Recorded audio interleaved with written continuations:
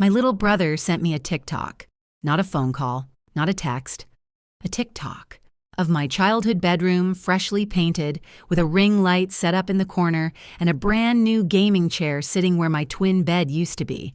He'd captioned it, "New setup, who's hype?" with about 14 exclamation points. I was in the middle of a 12-hour shift at a military field hospital in Djibouti, East Africa, when that notification buzzed my phone. My hands smelled like antiseptic and latex. My back ached in a way that had stopped feeling temporary about 4 months in. And I was staring at a video of my room, being used as a content creator studio by a 20-year-old who'd never held a job longer than 6 weeks. I didn't know yet that the room was the least of what had been taken from me. My name is Cassidy Moore. I'm 29 years old. I'm a licensed practical nurse who spent 3 years serving through a military nursing corps contract, stationed overseas, doing the kind of work that most people can't stomach to watch on the news, let alone do with their own 2 hands. And this is the story of how my mother and my brother cleaned out my savings account, sold the property my late uncle left me, and spent nearly 2 years pretending it never happened, right up until the moment a judge made it impossible to pretend anymore. So let me take you back to the beginning, because this story doesn't start with betrayal.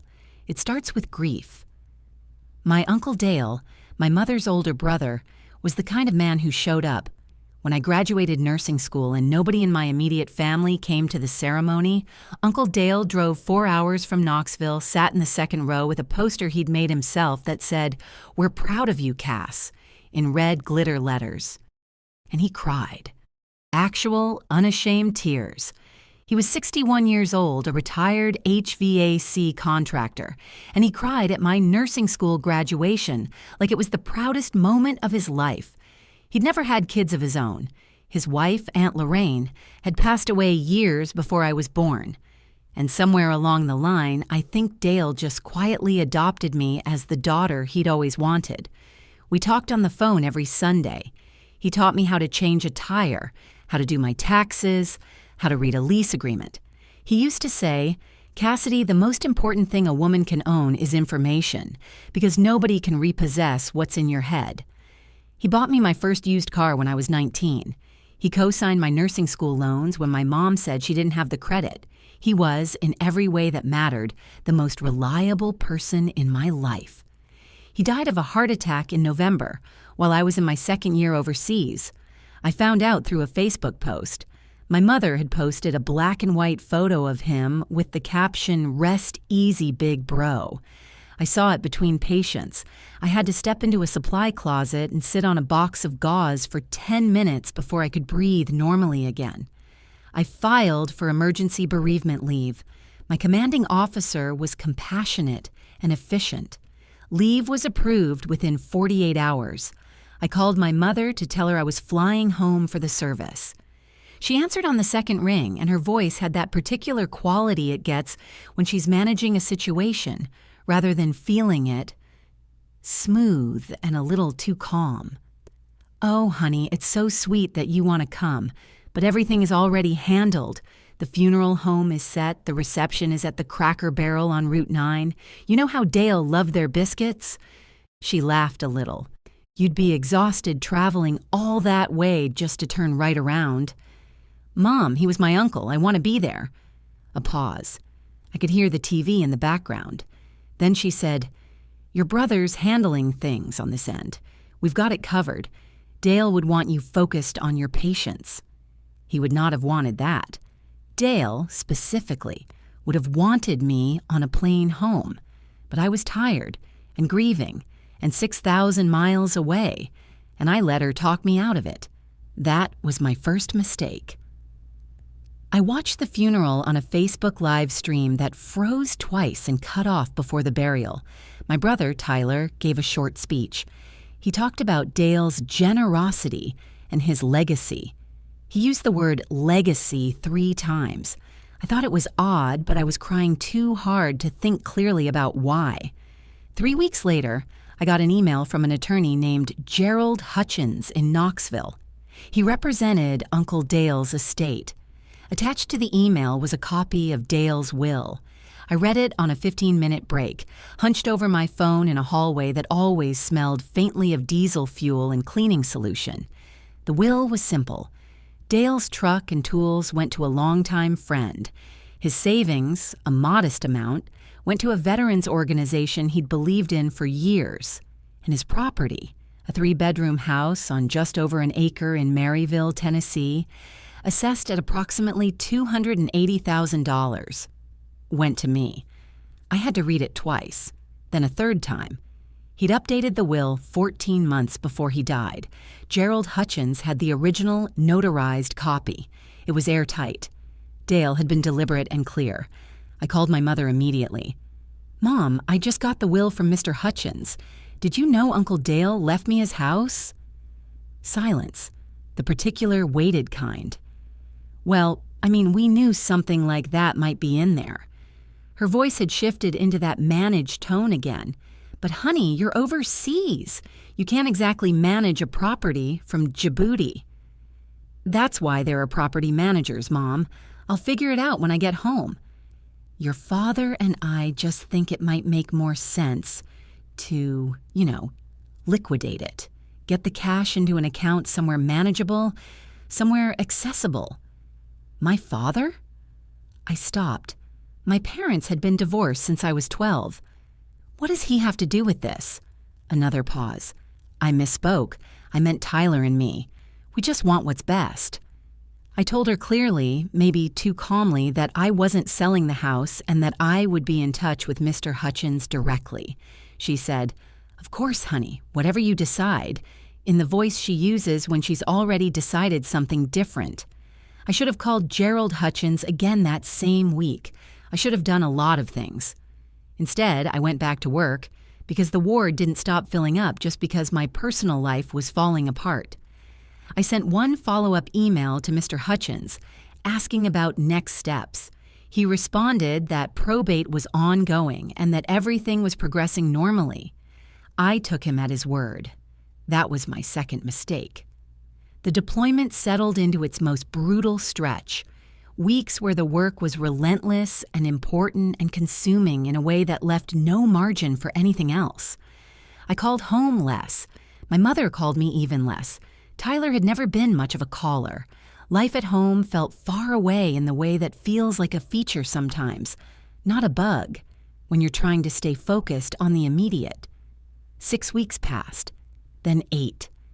Then I got a notification from my bank. The joint savings account my mother and I had set up years ago when I first deployed so she could help me pay bills if something happened. The account I'd been depositing into every month. The account that had just over $31,000 in it. The balance notification said $11.42. I sat very still. I opened the app. I looked at the transaction history.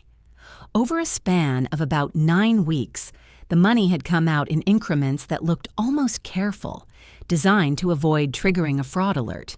800 here, 1,200 there, a couple of larger ones, all of it gone. I called my mother. She didn't answer. I called Tyler. He picked up on the 4th ring, sounding groggy. "Ty, what happened to my savings account?" A beat. Mom needed it for some stuff. It was an emergency. What emergency? Car stuff and some bills, and I think she helped me out with, some things. Some things. I kept my voice steady. I don't know how. "Tyler, that was $31,000. Look, Cass, you're over there making military money. You've got housing covered. You're not paying rent or utilities or anything. You don't need it the way we do here." I ended the call. I removed my mother from the joint account the next morning. What little good that did with nothing left in it. I emailed Gerald Hutchins asking for a specific update on the property. His response took 4 days and was vague in a way that made my stomach drop. He mentioned that there had been some activity regarding the estate and that he would be in touch. I pushed harder. I asked direct questions. 3 emails, 2 voicemails.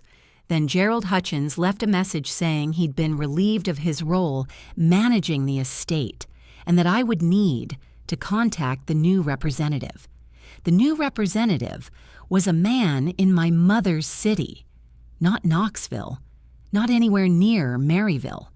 45 minutes from my mother's front door, I started making calls from overseas that I should have made from the beginning.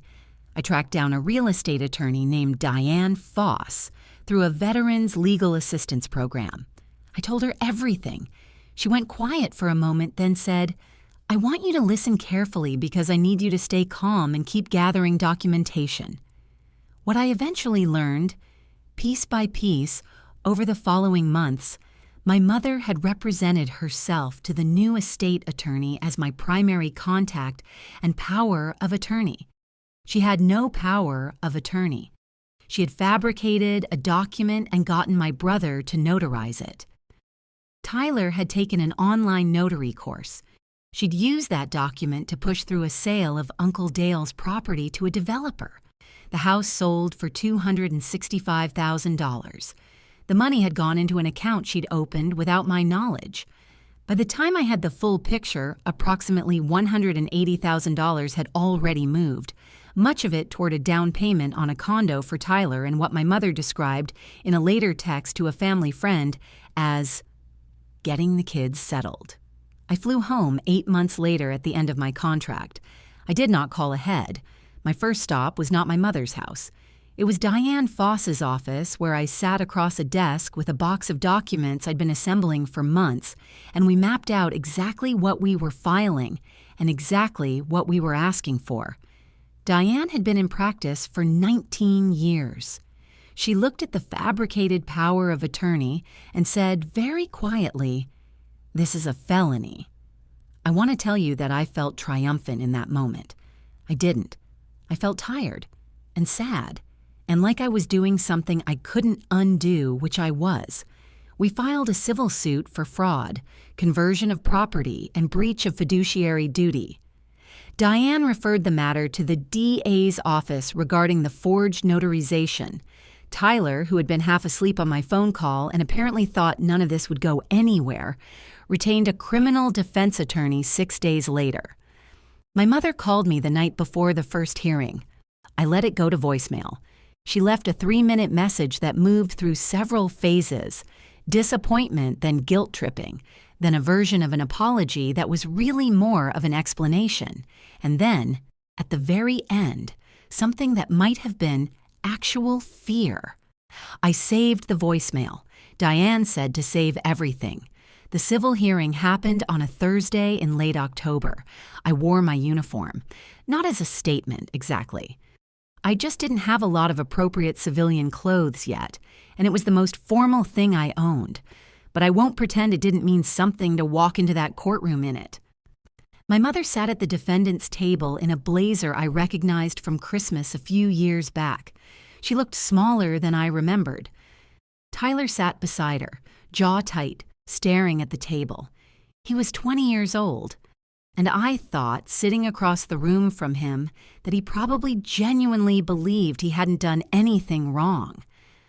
That was the saddest part, I think.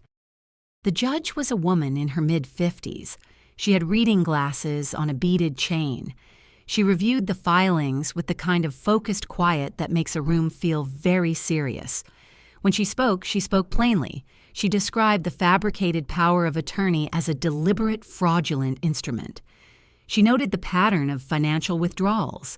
She used the phrase, exploitation of a deployed service member, and she said it without looking up from her papers. The ruling awarded me restitution of $194,000, accounting for the property proceeds, the cleared savings account, and associated damages. A payment plan was established. The criminal notary matter was referred forward. My mother put her hand over her mouth when the number was read. Tyler turned his head away. I looked at the table and breathed. I didn't feel like I'd won. I want to be honest about that.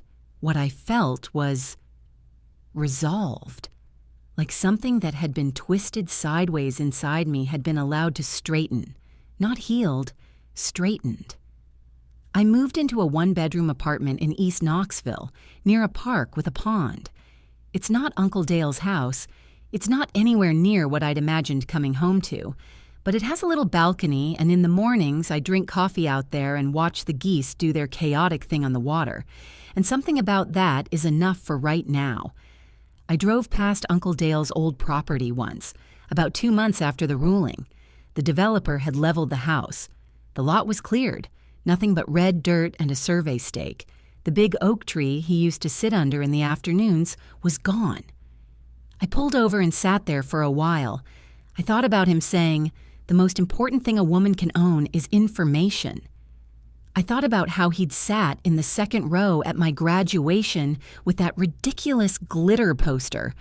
I thought about how he'd have handled this if he'd known, and I think he'd have handled it exactly the way I did. Quietly, thoroughly, and in a courtroom. I wasn't crying when I pulled away from that lot. I was just present. The way you get after something is finally over. I have a complicated relationship now with the word family, not the concept of it. The concept still makes sense to me. I see it in the veteran support group I've been attending on Tuesday nights. I see it in my co-workers at the hospital where I picked back up my nursing work. I see it in the friend who drove me to Diane's office the morning I filed and sat in the parking lot for 2 hours just in case I needed someone when I came out. Family, it turns out, is less about bloodline and more about behavior. It's about the people who show up with glitter posters. It's about the people who wait in parking lots.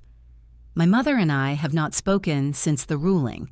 She sent a birthday card in January. I read it. I haven't decided what to do with it yet, and I think that's okay. I don't have to decide everything right now. Tyler sent me a message last month. Just 3 words. "I'm sorry, Cass." I haven't responded.